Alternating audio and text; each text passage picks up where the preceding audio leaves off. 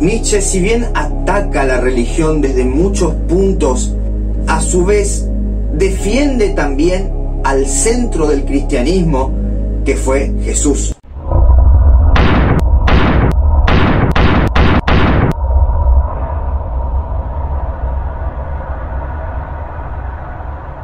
Hay una frase muy importante de él referente a Jesús, último cristiano que murió en la cruz. Lo que fue posterior a Cristo estuvo muy alejado del cristianismo. Nos hace ver Nietzsche que en realidad lo de la muerte en la cruz no fue para salvarnos como nos quieren hacer entender la historia, sino que en realidad Jesús, al morir con ese acto, y no solamente con ese acto de muerte, sino con su vida, lo que quiso es darnos un ejemplo de cómo vivir. Nietzsche opina que Jesús fue un ejemplo de cómo hay que vivir. Repasemos una frase del Anticristo. Este dulce mensajero murió como vivió, como enseñó, no para redimir a los hombres, sino para mostrar cómo se debe vivir. Lo que dejó como legado a la humanidad es una práctica. Su actitud frente a los jueces, soldados, acusadores y cualquier clase de calumnia y de escarnio, su actitud en la cruz. No resiste, no defiende su derecho, no da un paso para alejar de sí la ruda suerte, antes, por el contrario, la provoca. Y ruega, sufre, ama con aquello, en aquellos que hacen el mal. No defenderse, no indignarse, no atribuir responsabilidad, pero igualmente no resistir el mal, amarlo. El cristianismo es un equívoco, nos dice Nietzsche. El único verdaderamente cristiano murió en la cruz. Lo que siguió después de él, es decir, el Evangelio, es lo contrario de lo que Jesús vivió. Lo único cristiano es vivir como él vivió. Ser cristiano no es fe, sino actos. Jesús fue un rebelde contra el orden establecido. Murió por ser ejemplo, para ser un paradigma del perdón, del anti-odio y del anti-rencor. Pero, aún así, en la sociedad prevaleció todo lo contrario, la venganza. Allí devinieron los evangelios, el reino de Dios, a juzgar, a vengarse, a mostrar lo contrario de lo que Jesús quería, el rencor.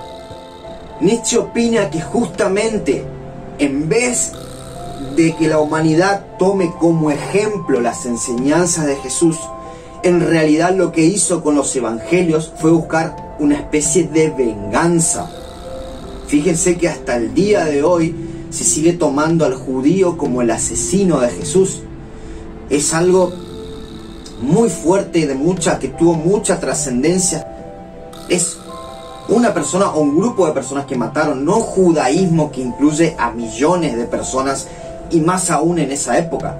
¿Se me entiende? La historia fue tergiversando demasiado cosas que se implantaron en la posteridad y que hasta hoy en día siguen vigentes, pero las personas no analizamos completamente esos entendimientos, y es muy peligroso. Esa clase de malos entendimientos generaron millones de conflictos en la humanidad. Por eso cada idea, cada preconcepto, cada concepto o cada tradición que se va heredando, hay que verla con los dos ojos, ¿sí? No tomar y repetir y transferir a la generación que sigue. Seguimos con la próxima frase de Nietzsche. El propio Jesús había abolido el concepto de culpa. Negó todo abismo entre Dios y el hombre. Vivió esta unidad entre Dios y el hombre, lo que fue su buena nueva, y no un mero privilegio. Fue luego de su muerte que se crearon las incorrectas tipologías del Salvador, lo que se necesitaba para convencer y dominar a la sociedad por más de 2000 años, la teoría de la resurrección.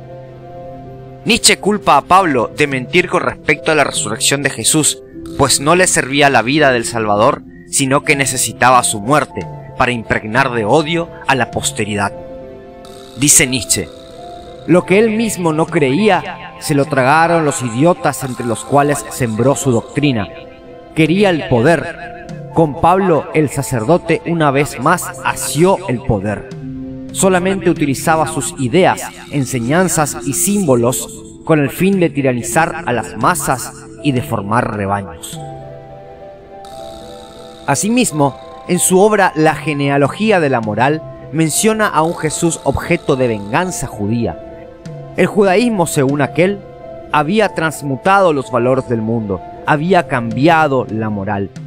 Por culpa de tal religión se consideró como bueno a los indigentes, a los pobres, a los enfermos y malo a los aristocráticos, a los nobles. Matar a Jesús en la cruz no fue más que jugar con sus propias cartas, pues desde allí se consagraron esos valores que los mismos judíos habían creado, aunque la historia los haya desprestigiado de por vida. Israel ha conseguido triunfar una y otra vez con su venganza y su transmutación de todos los valores sobre el resto de todos los ideales, sobre todos los ideales más nobles. En el Anticristo lo que está haciendo Nietzsche es criticar el cristianismo, criticar el judaísmo, criticar a la religión por imponer valores a las personas y de un cierto modo transformar la moral de los grupos sociales, ese establecimiento de lo bueno y lo malo, de decir esto está mal y esto está bien. Bueno, si me voy más del tema me tengo que ir a más allá del bien y el mal, otra obra de Nietzsche que también habla de estas cosas, de la genealogía de la moral, donde muestra que el sentido bueno o malo nace en un aspecto, como dije recién, aristocrático. Es la aristocracia la que crea en su momento, en siglos pasados, un concepto de lo bueno o malo, porque lo que estaba bien para la aristocracia era lo que fue el hombre posteriormente denominando bueno, y lo que denominaba malo para la aristocracia es lo que hoy en día, una evolución de lo que nosotros consideramos malo. Así que bueno, eso es todo. Ya saben, me gusta, comenten, puteen, insulten, no hay ningún problema, pero lean, aprendan y sigan para adelante.